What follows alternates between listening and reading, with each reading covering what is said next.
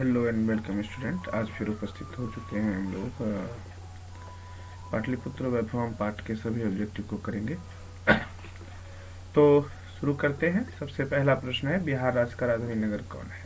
तो बिहार राज्य का राजधानी नगर है पटना। बिहार का इतिहास, यहाँ देख लीजिए इतिहार लिखा गया है, तो ऐसा नहीं है, इसका होगा इतिहास। तो बिहार का इतिहास कितना वर्ष पुराना है? तो बिहार का इतिहास 25 वर्ष पुराना है, 2500 वर्ष पुराना है।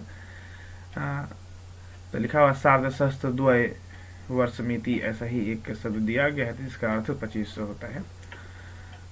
बिहार में कौन कौन से विदेशी यात्री आए थे? तो बिहार में बहुत सारे विदेशी यात्री आए थे, जिसमें मेगास्थनीज है, फाहियान है, हुएनसांग है।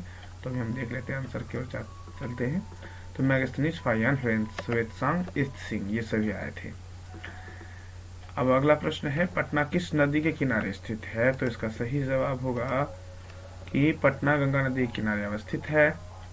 अगला प्रश्न है, कुट्टनिम तरणी नामक काव्य के रचनाकार कौन है? तो ये दामोदर गुप्त हैं इसके रचनाकार। अगला प्रश्न, किसने पटना को पृथ्वी का तिलक, विद्वानों की निवास स्थली तथा स्वर्ग से भी सुंदर कहा है? ये दामोदर गुप्त ने कहा है। अगला प्रश्न है, अब यहाँ है पाटलीग्राम होना चाहिए, यहाँ पर गलत है। तो पाटलीग्राम के संबंध में किसने कहा था कि यह गांव भविष्य में महानगर होगा, किंतु कलह, अग्निकांड और बाढ़ से सदैव पीड़ित रहेगा? तो यह वचन जो है महात्मा गांधी का था, महात्मा बुद्ध का था, जिन्होंने कहा था कि यह गांव पाटलीग्राम के संबंध में कि यह गांव भविष्य में तो महानगर होगा, लेकिन इसमें कलह, अग्निकांड, बाढ़, ये सब समस्या बनी रहेगी। तो ये महात्मा बुद्ध का कथन था। अगला प्रश्न है, किसके काल में पाटलिपुत्र की शोभा और रक्षा व्यवस्था अत्यंत उत्तम थी? तो ये चंद्रगुप्त मौर्य के काल में। अगला प्रश्न है, मेगास्थनीज कहाँ का राजदूत था? तो ये यूनान का राजदूत था, जो कि चंद्रगुप्त मौर्य के दरबार में आया था, और ये सेल्यूकस निकेटर द्वारा इसको भेजा गया था। हालांकि ये इतिहास से संबंधित है, आपके एग्जाम में बस इतना ही आएगा कि मेगास्थनीज कहाँ का राजदूत था और किसके काल में आया था? तो ये चंद्रगुप्त मौर्य के काल में आया था, और इन्होंने इंडिका की रचना की थी। प्रश्न ही गया, इंडिका की रचना किसने की? तो ये मेगास्थनीज ने की थी, और यही इंडिका से मौर्यकालीन इतिहास के बारे में अच्छी खासी जानकारी प्राप्त होती है। अगला प्रश्न है, किसके काल में पटना नगर अधिक समृद्ध था? तो पटना नगर अधिक समृद्ध अशोक के काल में था, सम्राट अशोक के काल में अधिक समृद्ध था। कहा गया है, बहुत समय तक पटना में कौन सी परंपरा चलती रही थी? बहुत दिनों तक पटना में सरस्वती परंपरा चलती रही, अर्थात विद्या अध्ययन की परंपरा। बहुत सारे लोग यहाँ पर लाभान्वित होते रहे, और आज भी पटना शिक्षा अध्ययन से संबंधित ही है, और बिहार की जो राजधानी नगर है वर्तमान समय में भी ये शिक्षा का महत्वपूर्ण केंद्र माना जाता है बिहार की दृष्टि से। अगला है, काव्य मीमांसा नामक ग्रंथ के लेखक कौन है? तो ये राजशेखर है, काव्य मीमांसा नामक ग्रंथ के लेखक। ये प्रश्न कई बार आ भी चुका है। उपवर्ष, वर्ष, पाणिनि, पिंगल, वररुचि, पतंजलि आदि कहाँ अध्ययन कर ख्याति पाए थे? तो ये पटना में आकर के जो है कि ख्याति पाए थे, अर्थात प्रसिद्ध हुए थे। तो यहाँ पर एक श्लोक के द्वारा यह दिया गया है कि अत्रोपवर्ष वर्षाभिः पाणिनि पिंगलाभिः व्याधि वररुचि पतंजलि इह परिचिता ख्याति जग में, उसी श्लोक से लिया गया है। यहाँ पर वर्ष, उपवर्ष, पाणिनि, पिंगल, वररुचि, पतंजलि आदि परीक्षित होकर के इस दुनिया में ख्याति पाए हैं, तो यही वहीं से दिया गया था। कहाँ से ख्याति पाए थे? तो पटना से। अगला प्रश्न है, प्राचीन संस्कृत ग्रंथों में, पुराणों में पटना का अन्य नाम क्या प्राप्त हुआ है? तो पटना का नाम प्राप्त हुआ है पुष्पपुर या कुसुमपुर। तो यहाँ से क्वेश्चन आ सकता है, आपको ऑब्जेक्टिव में पुष्पपुर रहेगा या कुसुमपुर रहेगा, दोनों ही इसका सही जवाब है। अगला है, पाटलिपुत्र में कौमुदी महोत्सव किस वंश के काल में मनाया जाता था? इसका सही जवाब होगा गुप्त वंश के काल में।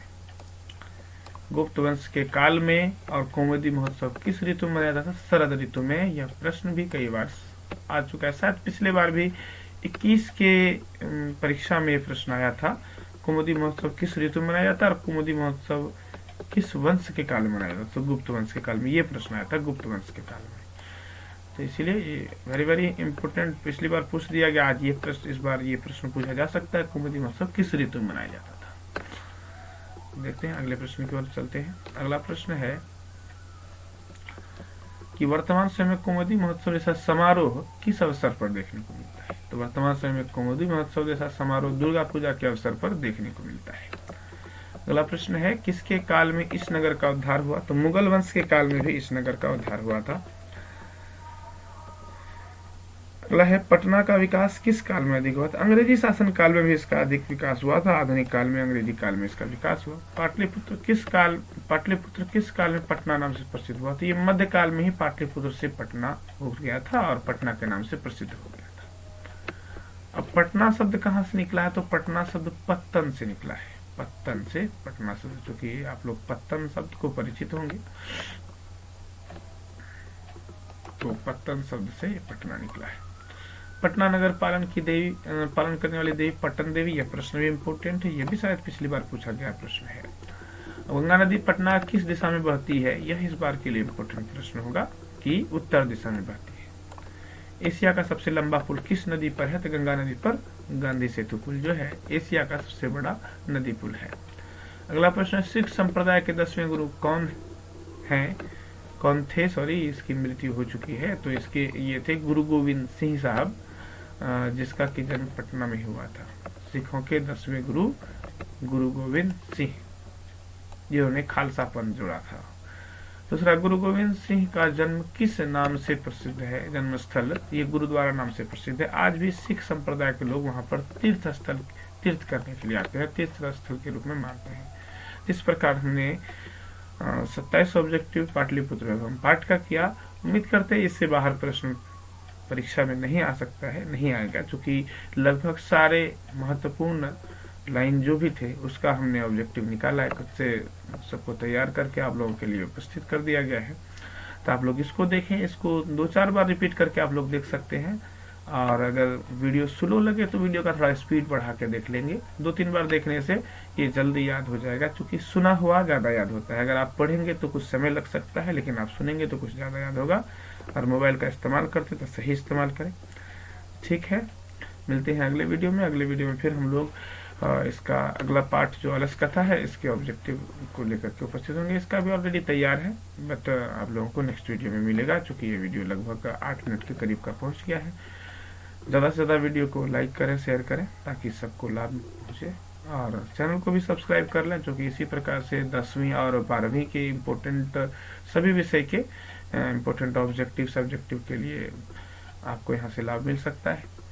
और सब मिलेगा भी चैप्टर वाइज जो है कि इसके बाद जैसे ही परीक्षा खत्म होती है तो उसके बाद फिर सभी विषयों का विषयवार ऑब्जेक्टिव सब्जेक्टिव सभी मिल जाएगा। कुछ इम्पोर्टेंट ट्रिक्स भी मिलेगा। तो ठीक है, देखते रहें, पढ़ते रहें। मिलते हैं अगले वीडियो में, तब तक के लिए धन्यवाद।